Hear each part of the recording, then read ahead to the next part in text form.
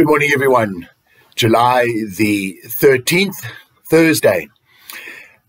The events unfolding in our country are most disturbing and unsettling and for a whole myriad of reasons, not the least of which is the way that this has come as on one hand, as a great surprise and has been very disconcerting.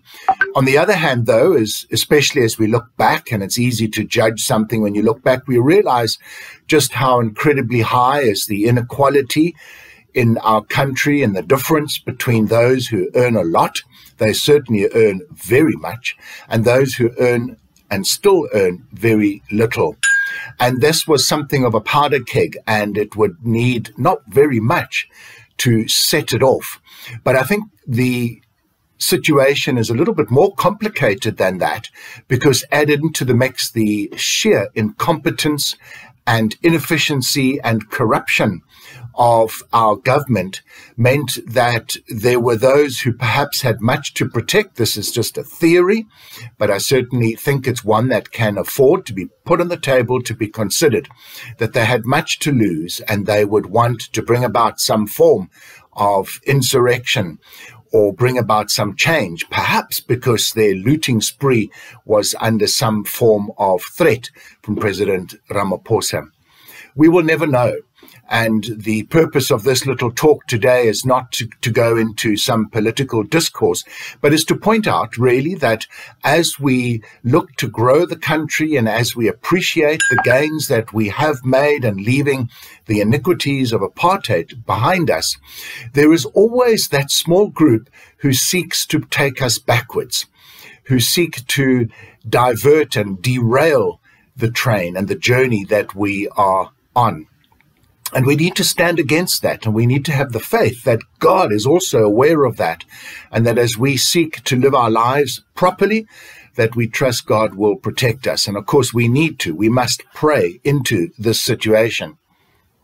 Interestingly, in the reading from Acts 13, the New Testament lesson for morning prayer today, we read of Saul, or Paul, as he is to be more better known, and Barnabas, and accompanied by a young man, John Mark.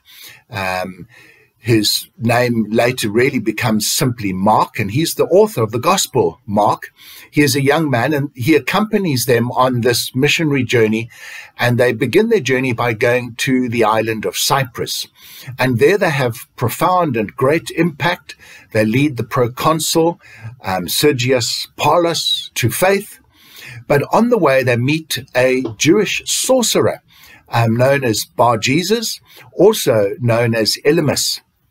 And he sets out and follows the missionary journey around Cyprus. And he certainly tries hard to convince the proconsul, Sergius Paulus, to not listen to these men, to not listen to the talking and the teaching of Paul, until eventually Paul, mid-sentence, literally stops and he points a finger at the sorcerer and says, "You are a wicked person, and what you are doing is against God and against the Lord Jesus Christ, and you will now face the punishment, and you are to be blind." And the man goes blind, to the great shock and consternation of everyone, especially Elymas.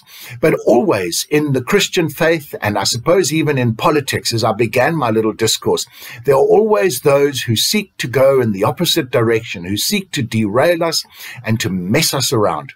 And in this, we need to have the faith that Jesus is in control, that he knows what is happening. We need to seek good leaders. I'm not sure that those in the ANC presently are good leaders, but maybe some of them are. We need to seek those good leaders and bring them to the fore. Use our vote, but stand for Jesus and trust that he will lead us. Folks, that's it for today. Have faith in Jesus. Know that there will always be opposition, but always Jesus reigns supreme. Blessings, and we'll chat again later. Bye-bye.